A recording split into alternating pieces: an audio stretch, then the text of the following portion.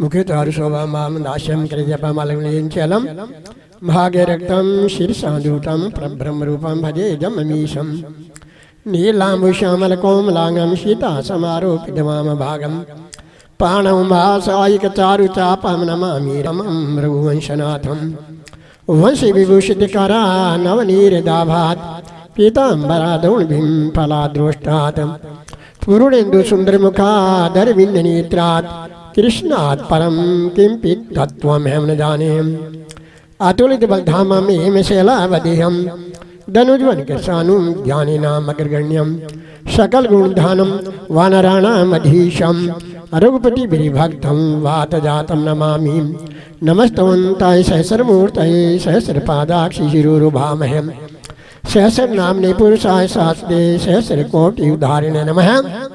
आदि श्री भगवान जन्माष्टमी की कृपा से आप सभी लोग प्रसन्नतापूर्वक बैठे हैं, इसमें मुझे प्रसन्नता है। और यह भी मुझे प्रसन्नता है कि यहाँ मंदिर भी बना है, बहुत सुंदर है। और बाद में एक बगीचे के हिसाब से कई पेड़ों को लगाया गया है और आदमी आए सत्संग आदि सुने तो उसके लिए भी जगह बनी हुई है। और प्राचीन काल का ये डेरा है। प्राचीन काल में कोई संत रहा था यहाँ, विष्णु थे, और धीरे धीरे उनकी जो सीमा थी वो पूरी हो गई, अर्थात उनका कोई शिष्य पर शिष्य नहीं रह सका। विष्णुई संतों में जो प्राचीन काल में जो विष्णु संतों का डेरा था, आधे डेरे तो वो खत्म हो चुके हैं, आधे कुछ रहे हैं, वो भी बहुत दूसरी परंपरा में पड़ गए हैं, अर्थात प्रसन्नता से नहीं चल रहे हैं। चाहे यूपी में हो, चाहे हरियाणा में हो, राजस्थान में फिर भी अभी तक ठीक चल रहा है। और यूपी में और हरियाणा में, पंजाब में जो प्राचीन मंदिर थे वो प्राय खत्म हो चुके हैं। कारण क्या था? कई उसमें कारण होता है। एक पहला कारण तो यही है कि संतों को अपना शिष्य बनाना हो तो अपने घर के बालक को नहीं बनाना चाहिए, अर्थात उसका भतीजा हो या भाई हो तो उसको शिष्य बना लेना उचित नहीं होता है, वो डेरा खत्म हो जाता है।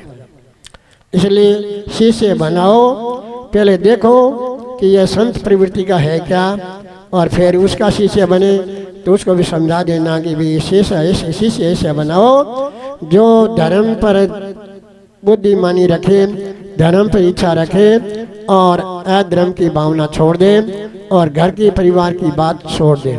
ठीक है, घर के हम अपने सोचते हैं कि घर की भी इज्जत हो, परंतु घर के आदमी हमारे आश्रम में आकर रह जाएंगे तो आश्रम खत्म हो जाएगा। तो यहाँ का जो दृश्य देखा है मैंने, बहुत सुंदर दृश्य अभी, और ये दृश्य बढ़ता रहे। यहाँ भी कोई संत प्रवृत्ति का संत आ जाए तो बहुत अच्छी बात है। और यदि सुखदेवानंद जी यदि कोई शिष्य छोड़ दें और वो धर्मपूर्वक, देखो शिष्य का और संतों का यही कल्याण होता है कि समय पर उठे, समय पर माला फेरे और समय पर जनता के लाभ की विचार सोचे कि संतों का कैसे लाभ, भक्तों का कैसे लाभ हो सकता है। भक्तों में दुख प्रवृत्ति न हो, इसलिए जरूरी है कि संतों को संत वृत्ति रखनी। और विष्णुई संतों में कमी आने का क्या काम है? अभी विष्णुई संत बने भगवान जम्बेश्वर को कितने साल हो गए? 600 साल हो गए लगभग। तो अभी विष्णुई संत गिनती करें तो 250 से ज़्यादा नहीं है।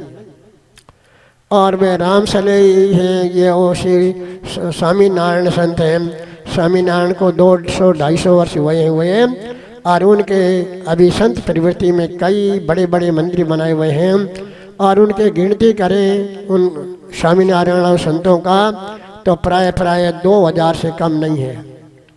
और हमारा परंपरा 600 साल का होने पर भी हमारी प्रवृत्ति बढ़ नहीं रही है। कारण क्या है कि हम विष्णुई संत विष्णुई जाति के ही हैं, और विष्णुई जाति के होने के कारण हमारा बढ़ नहीं रहा है। कारण कि आप लोग भी हमें टुंकारा देकर बोल लेते हो।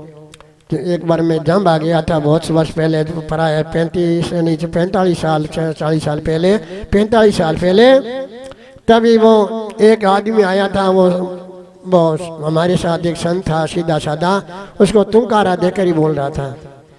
इतने में कोई 10-12 साल का लड़का आया, उसको उसने ठेकारा दे करके बात की। बोले ऐसा क्यों किया भाई, ये लड़का है, इसको तुमने ठेकारा दिया है, संतों को तुम करा दे, तुम कहकर बोले हो। बोले हम तो ऐसा ही हैं कि ये तो हमारे हैं सगे का लड़का, तो सगे का लड़का तो सगे का जो बिल्ली होगी तो ये मुझको ठेकारा देंगे, और संतों का तो क्या ठेकारा देंगे, तुमकारे से काम चल जाता है।